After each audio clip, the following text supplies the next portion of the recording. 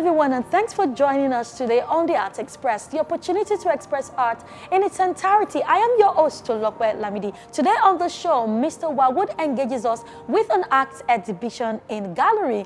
Ola Awakon's Blind Stab is on the spotlight on theatre and Comic-Con Ibadan on living art. Stay tuned. Today on Gallery, Arts Pantheon is pleased to present a series of works by the eclectic Mr. Wawood. Now, Military Zone Keep Off is a solo exhibition charged at the human spirit as we resist the societal pressures that attempt to confine our curiosities and passion. Let's take a look.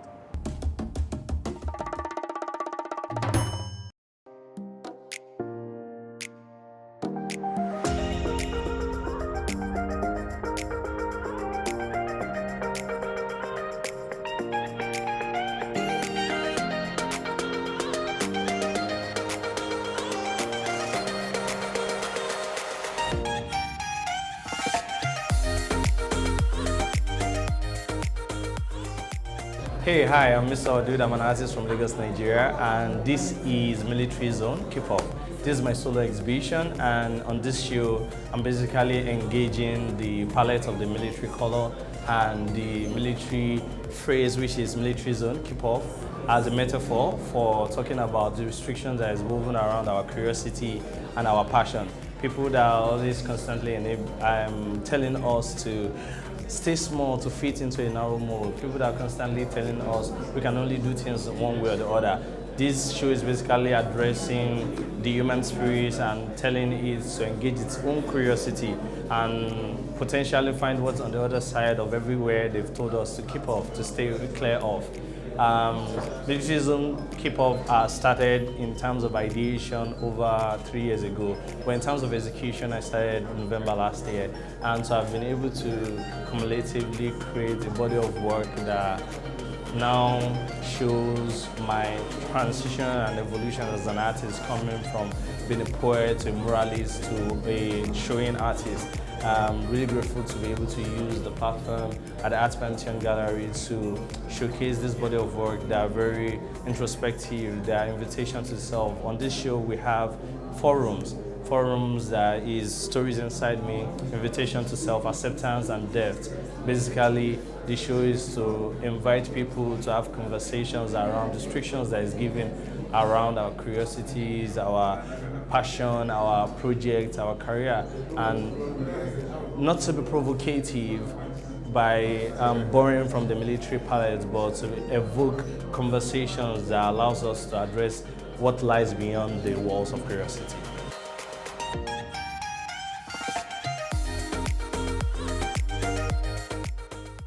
My name is Hiro. I'm a photographer. I've known Mr. Wawood for a couple of years. He's like a friend and a brother to me. His work, I've seen many of his work, and we are here for his first exhibition, which is Military Zone. I love everything about the work. If you can see, I love how he puts emotions into most of his work. The colors, the stroke, and the balancing in between it.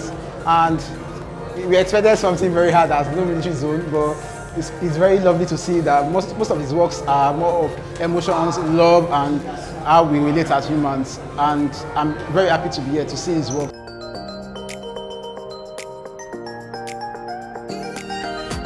The exhibition features a lot of colorful art. I like his style. It looks a bit like graffiti, but it uses a lot of colors, a lot of elements that are not really common in other artists' works.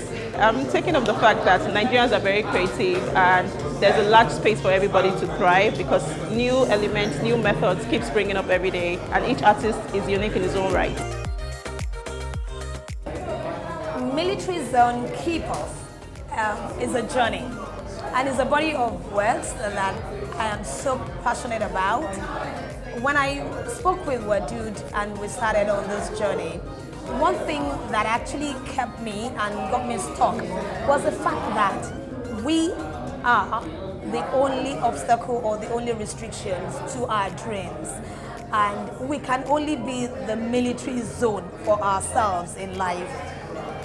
There is no limitation to anything that we can achieve or we can do, except we become our own keep-off zone.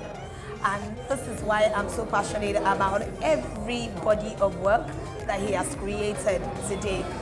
When we started transforming this room, it was just something else. I could feel the energy, and I just can't but love this. This is one show that has intrigued me so much and has got me so stuck, and I'm so super excited about this.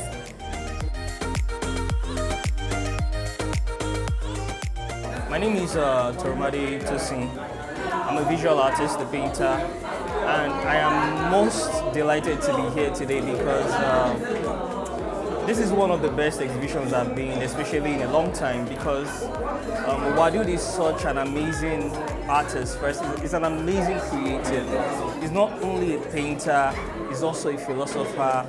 His poetry is amazing, you can tell just by the pieces around.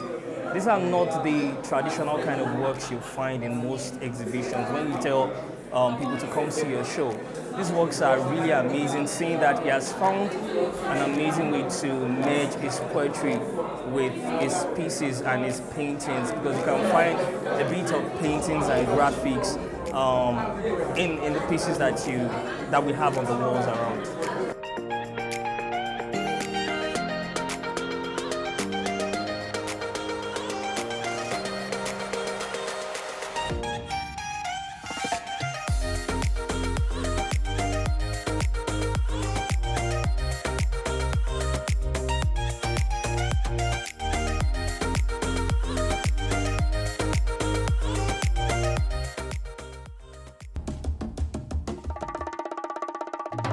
Comic-Con Ibadan is the official comics, animation, games and Greek event of the West Africa's largest city, with over 1,000 attendees every year, featuring activities like exhibition from comic book studios, artist exhibitions, gamings, cosplay, music performances, creative masterclasses and much more.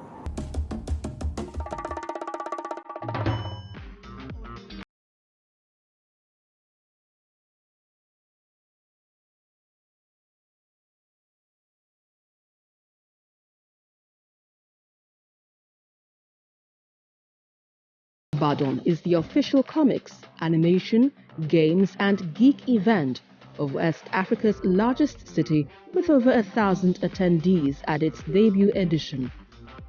The event celebrates the creative contents and minds springing out of Nigeria and Africa at large, and serves as a platform and market for networking and to further showcase the growth of the Nigerian creative space. Hi, my name is Ayebusi Toby. I'm a creative writer and the event coordinator for Comic-Con Ibadan.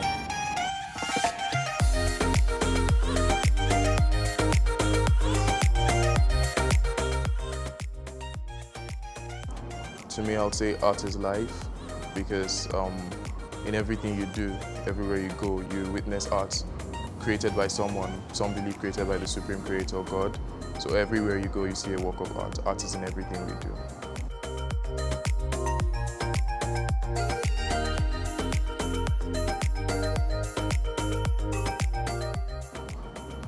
Comic-Con Ibadan was created to promote creativity. It was created to promote artists and writers, animators, everyone within the creative space at large, based in Nigeria and Africa as a whole.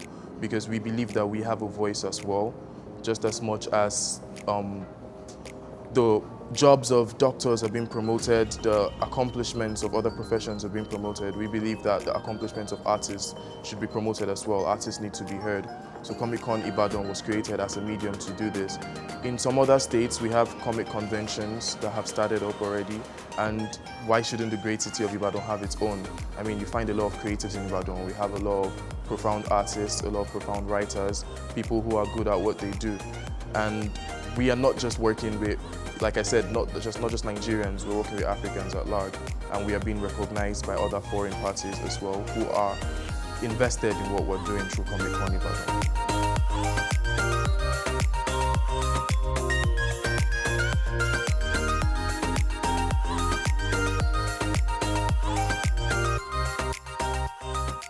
Like I said, Comic-Con Ibadan was created to promote creativity. One of the ways we believe we can promote creativity is by recognizing the creatives. Now, how can we recognize creatives? By awarding them you know, giving them awards that, all right, thank you, we see what you're doing, have this for being outstanding in this field that you have taken. And so Comic-Con Ibadan is more like the first comic convention in Nigeria to actually start giving awards to creatives. Last year, we had the first edition, and this year we're doing it again with less categories this time around so it can be more controlled. And we have renowned individuals on board as the judges for the award categories.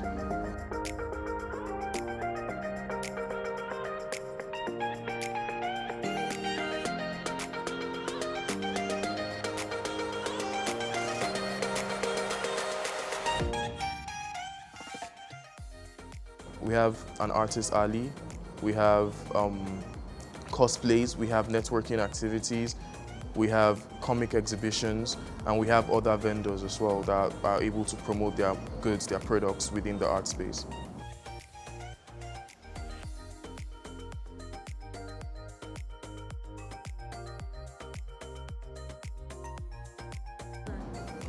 What really made the first edition something was simply the awards segment, because like I said, it's the first time that it's been done.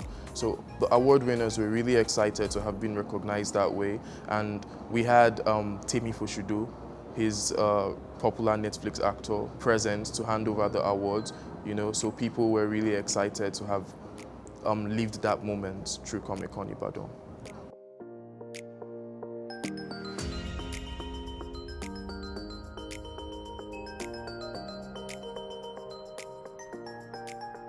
At Comic-Con Ibadan, we like to say we're offering maximum fun. So simply look forward to maximum fun. Look forward to meeting creators. Look forward to networking. Look forward to meeting like minds. Look forward to watching other people showcase their art and also get a chance to showcase your art as well.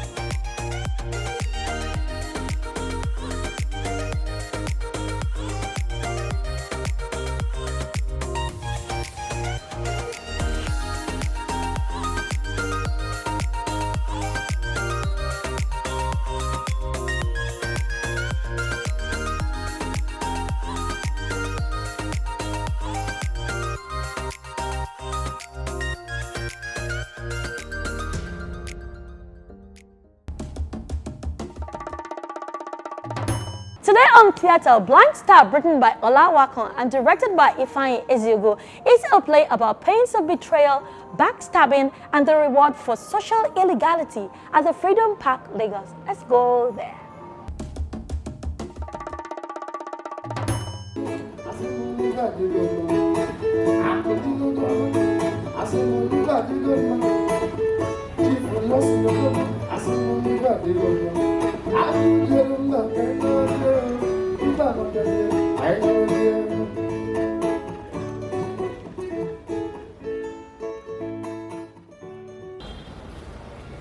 Look, I know why you are here. And I've told you before, I am not interested. Mike, why are you bothering yourself over this trivial issue? No one asked you to bring your relatives.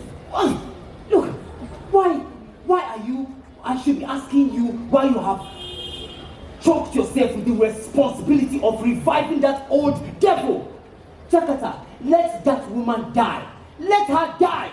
No, she must not die. There you go again. Then I will not do it. You must do it. I said no. Blind Stab is a satirical reflection of what shouldn't exist in a society that longs for progress. It points to the pains of betrayal, backstabbing, and the reward for social illegality. It captures how what a man believes in and lives on can turn to become his worst nightmare. The community head chief who believes her ill-acquired wealth can always be renewed depends on Jakarta and Dr. Mike, her beneficiaries, for the sacrifices. But Jakarta, being the most loyal, has to unknowingly sacrifice her only sister through Dr. Mike for the life of Chief to be rekindled.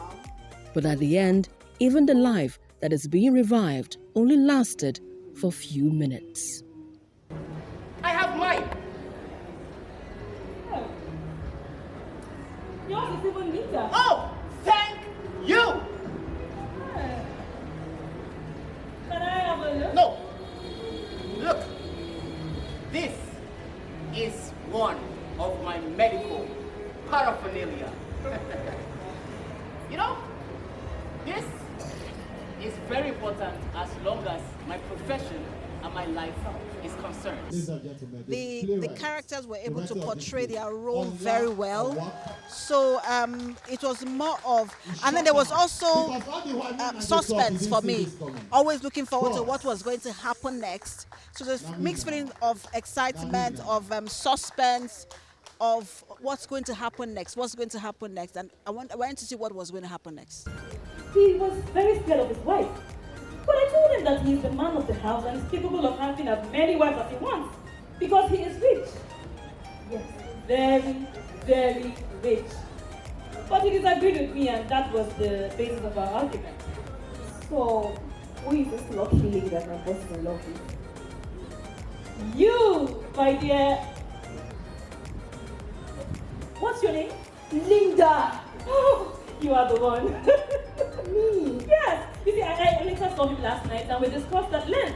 And he asked me to give you this. Oh my God! What? Open it. Well, I feel so happy. I feel on top of the world because the beauty of every play is to have it enacted.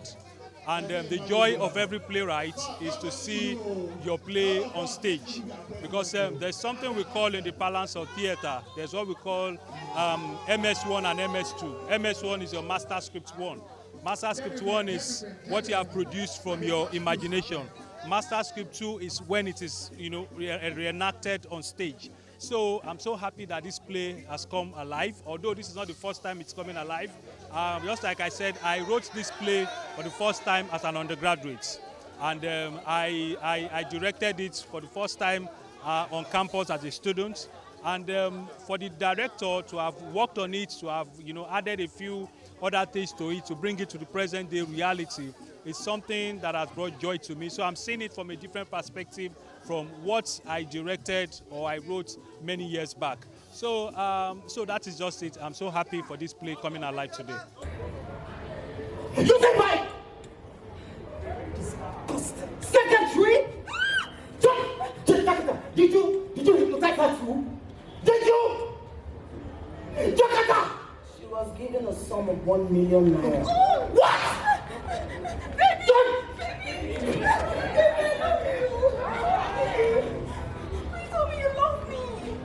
Don't put your disgusting self on me. What? Baby! Oh, you love me? Baby! Yes! You love me! You're fired. Fired? You don't come here. Baby, no, don't do this to me, baby! You! Baby, no! The work process was quite educative, informative, and it was quite a process. The rehearsals, couple of rehearsals that we had to go through, couple of character analysis, character breakdown for us to understand the kind of characters we're playing. So and decipher, internalize the character and be able to, act.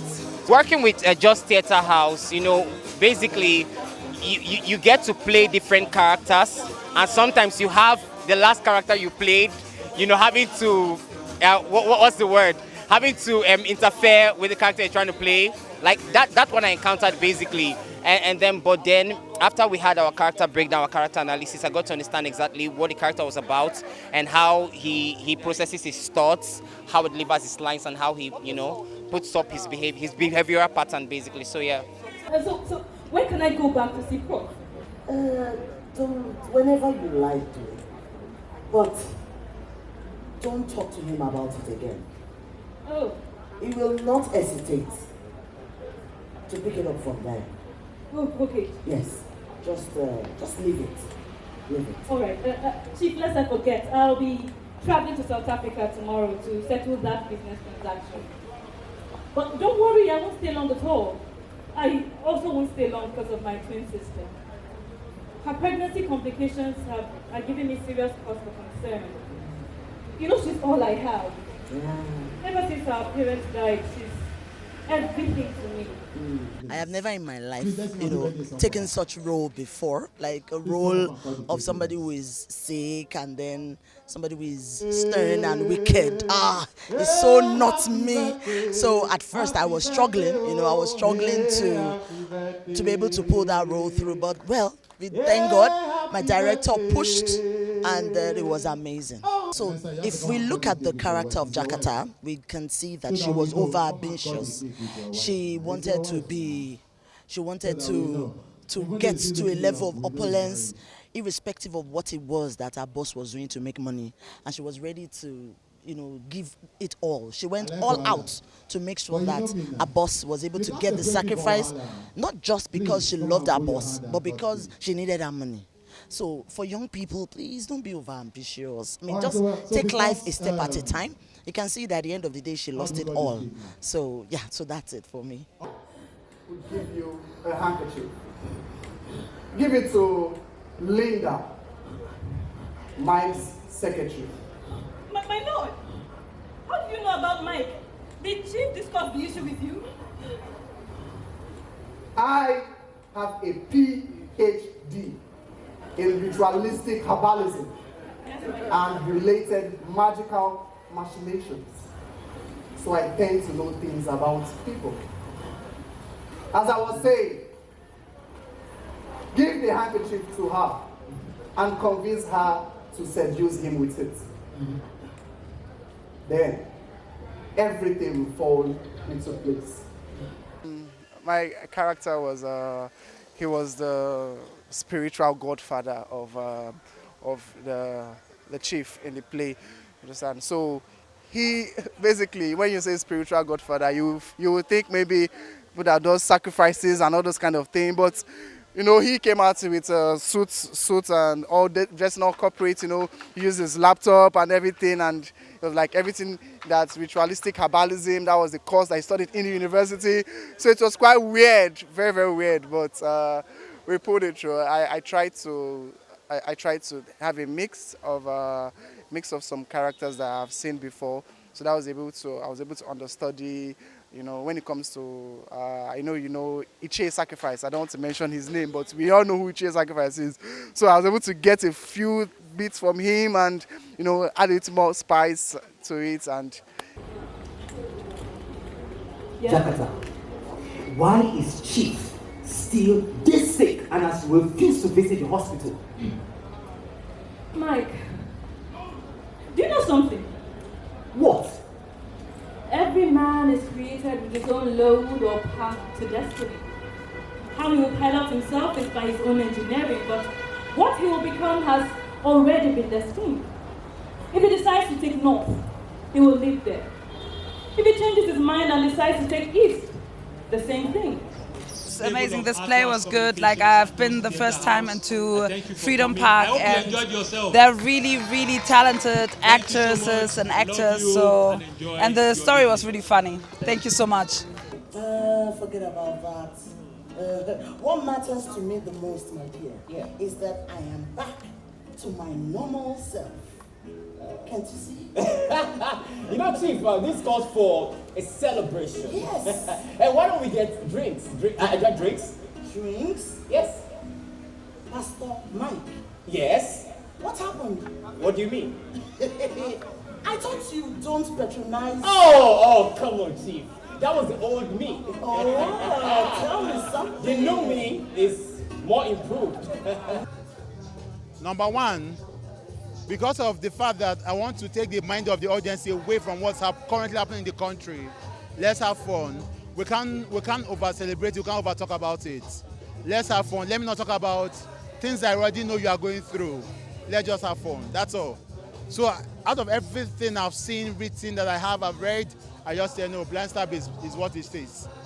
So a priest of mine in church once said that if you want to catch young people, if you want to preach the word of God to young people, bring in dance, bring in club, bring in party, to things that they won't talk about. Do you understand? From there, you preach into it. So I just say, okay, so what does young people like? Let's do TikTok, let's have fun, let's celebrate, let's dance, let's sing. Then inside there, you put the message, you put the theme, and everybody's fine. And they won't see it coming. Oh.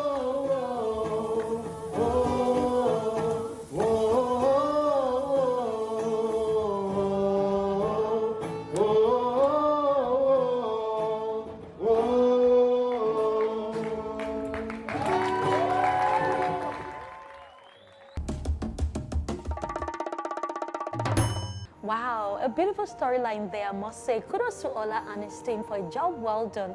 I hope you had a lovely time on the show as much as I did. Join us again, same time, same station next week for more interesting story from the world of art. Have a lovely time.